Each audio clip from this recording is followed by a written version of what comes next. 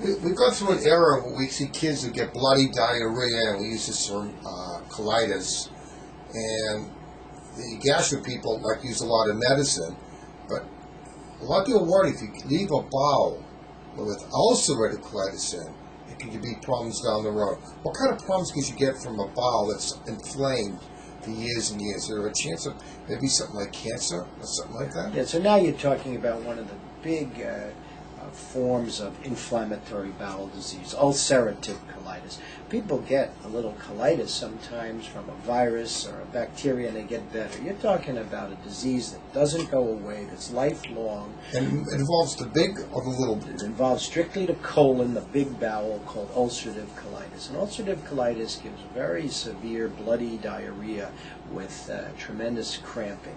And the gastroenterologists in pediatrics are very familiar with this condition. They diagnose it, they manage it, and they treat it.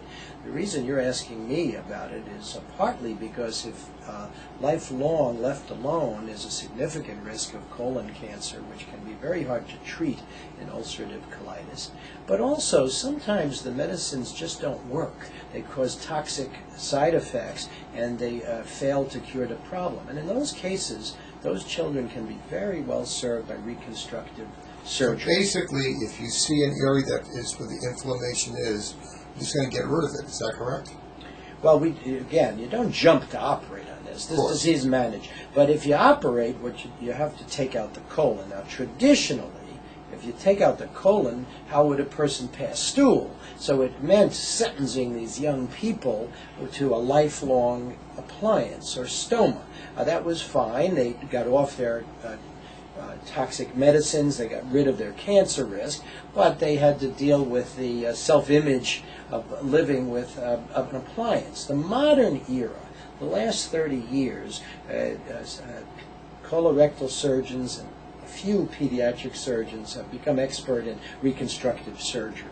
So you're able to remove the whole colon and do a pull-through operation, restore rectal function, and live without a stoma. And that success rate is pretty high? That success rate is 90%.